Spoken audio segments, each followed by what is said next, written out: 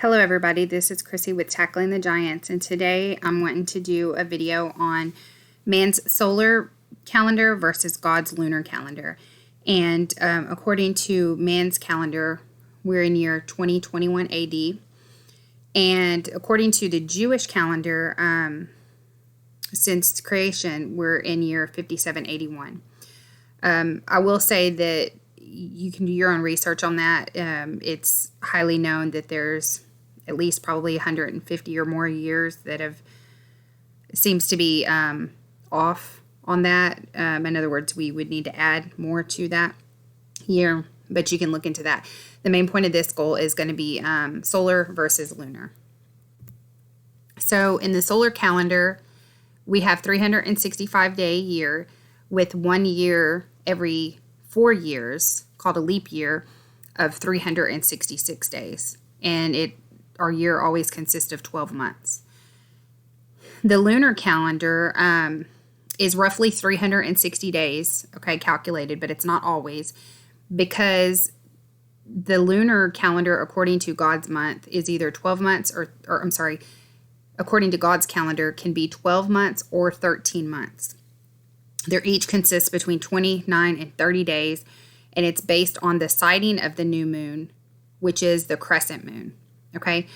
And but depending if it's a 12 or 13 month, in order to know if there's going to be a 13th month, in the 12th month, you have to look for the barley in Jerusalem to see if it's at a certain ripening stage, to be able to have it completely ripe by the first month. So in other words, in the 12th month, if it's not at this certain ripening stage, then you know that if you declared the next month first month, it would not be able to be presented as the first fruit offering because it wouldn't be ripe. So therefore, in that case, in that year, you would have to have a 13th month so that you would have all that extra month's time to have that barley ripen.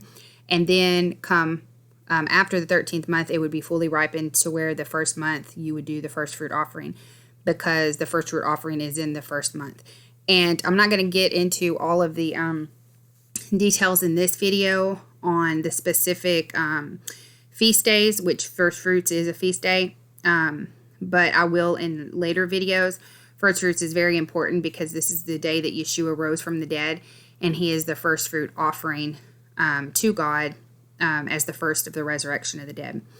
I also want to say that the current Jewish calendar that most Jews go by is pre-calculated. It's called the Hillel 2 calendar, and the reason that they go by that is because when they were exiled from Jerusalem, they couldn't sight the moon, the new moon, the crescent moon. So they did a calculation, and they did the best that they could on this calendar. And so you're able to look, years ahead or whatever to see when the feast days are going to be based on that calendar.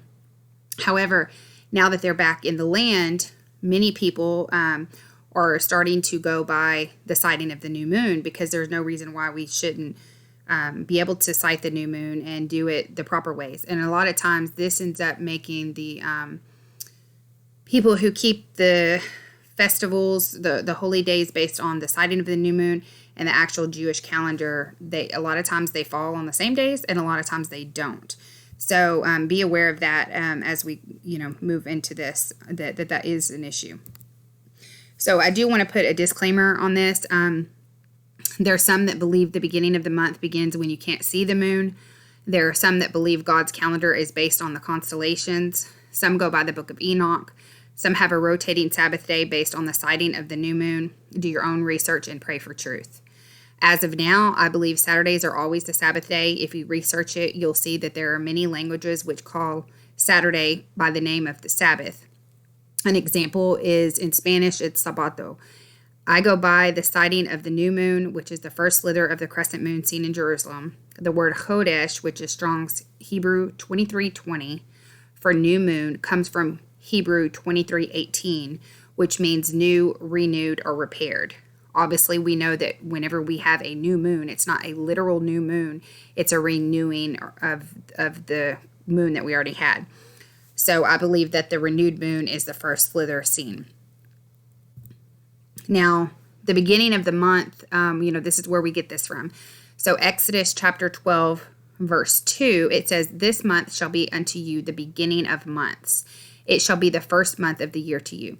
So he's referencing the first month of the year, but we can see that the word month here is Hebrews 23:20. And this word is the Chodesh, which is new moon, okay?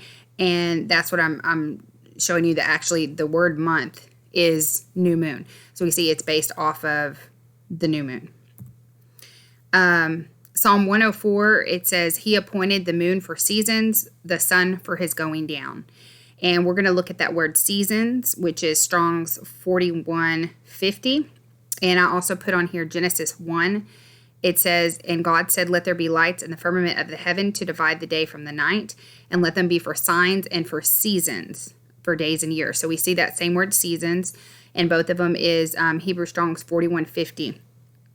And that is an appointed time, okay? A fixed time, a festival. And these are what we are able to know the holy days by. So, once we know the first day of the month, then we can know, for example, Passover is on the 14th day of the first month. So once you have the first day of the first month, then you calculate, day 14, and you know that that's Passover. So that's pretty much all I'm going to go to in this video. I will go into further detail about the Moed, which is, Strong's 4150 singular. The Moedim is all the holy days, and I'll go into those in more detail in another video. So I hope that you enjoyed this video, and I hope you have a good day. If you have any questions or comments, let me know. If you could subscribe, it would help. Also, thumbs up and click notifications if you haven't already, and you'll get notified every time I send out a video. Thank you. Have a good day.